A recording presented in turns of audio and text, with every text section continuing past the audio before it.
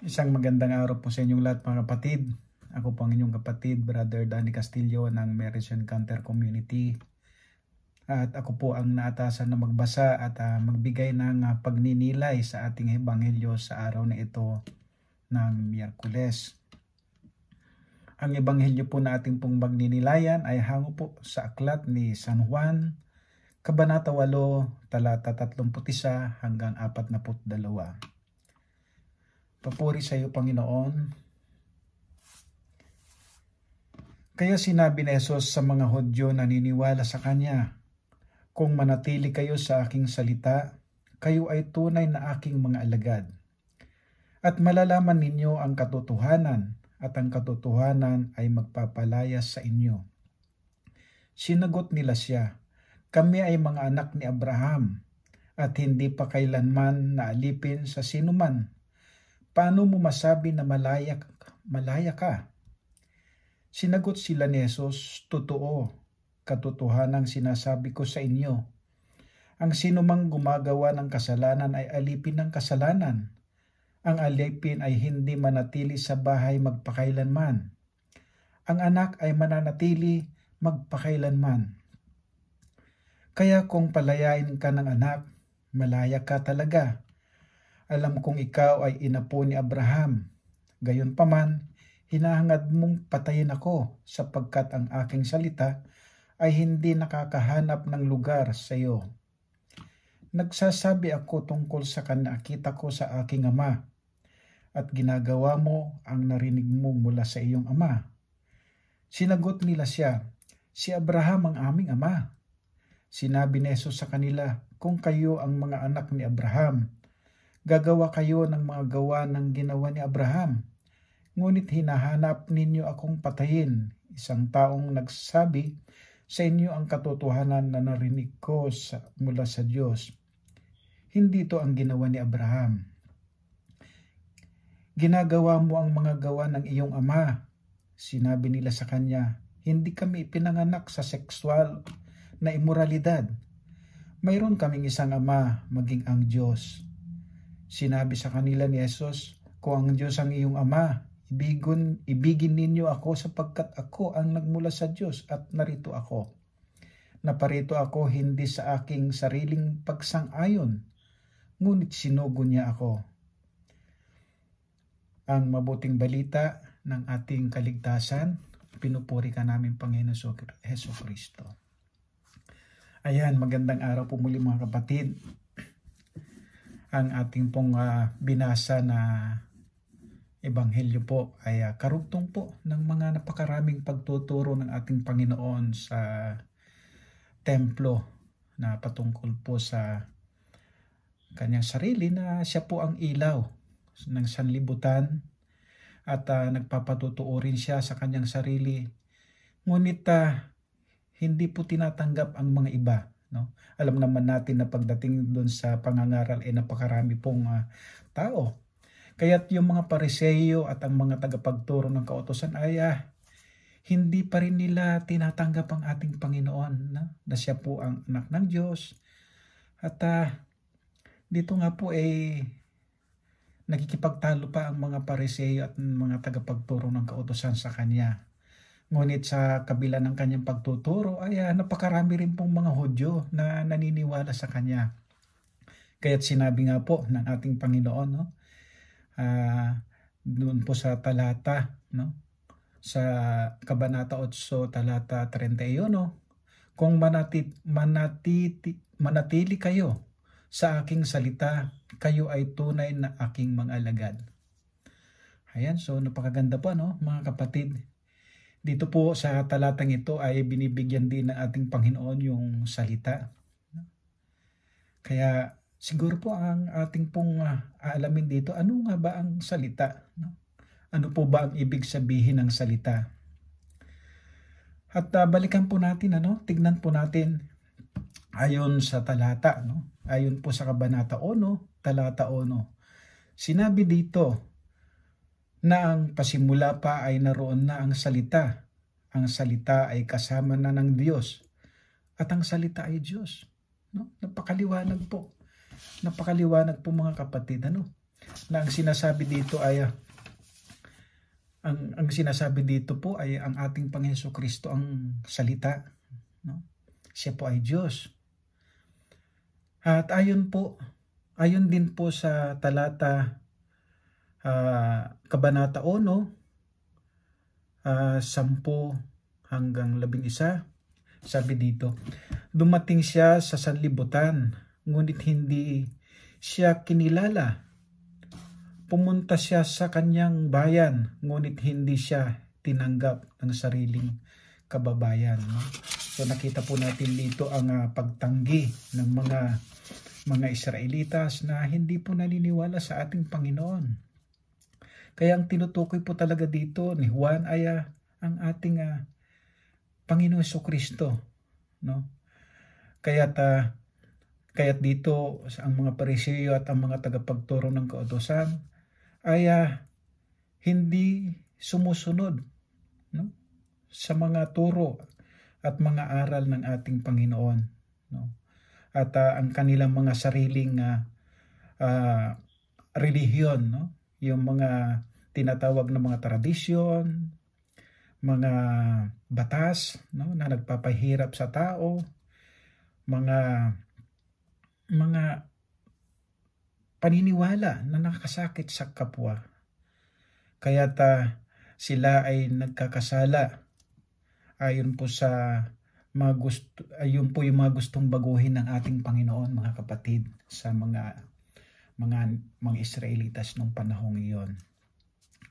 Kaya mga kapatid, sa ating kapanahonan po kaya, paano po tayo mananatili sa salita o sa Diyos, no?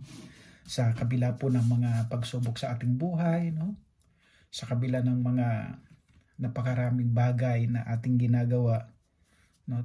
Minsan tinatanong natin na paano po tayo mananatili, no? Para sa akin po ay mananatili tayo sa salita sa pamamagitan ng pagsunod sa mga aral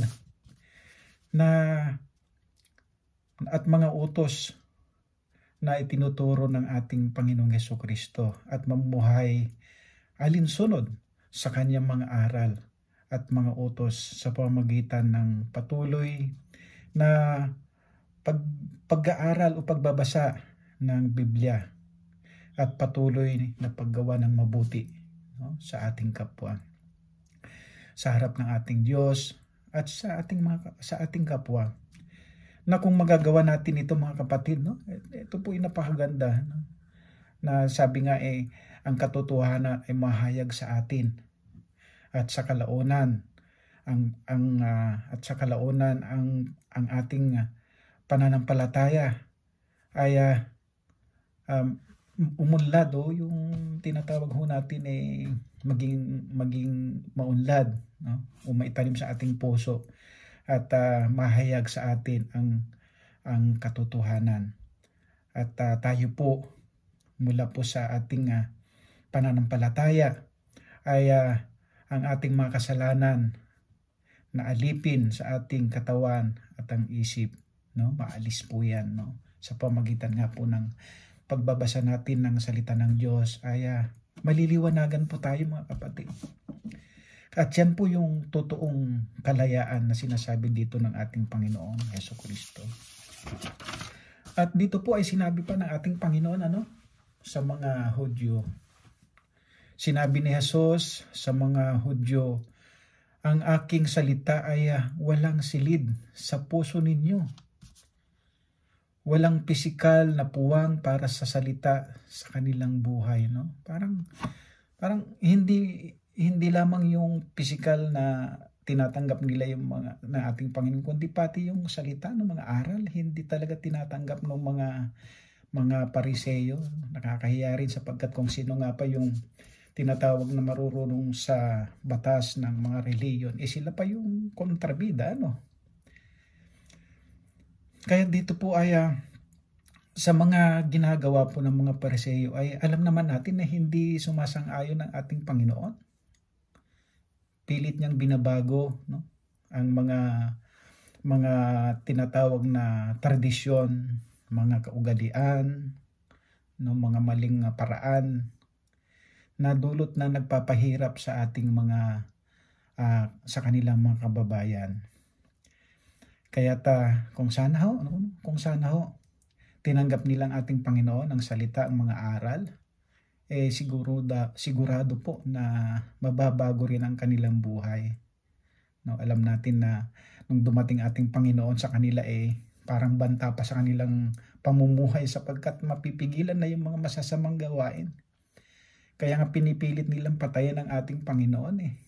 Gumagawa sila ng paraan.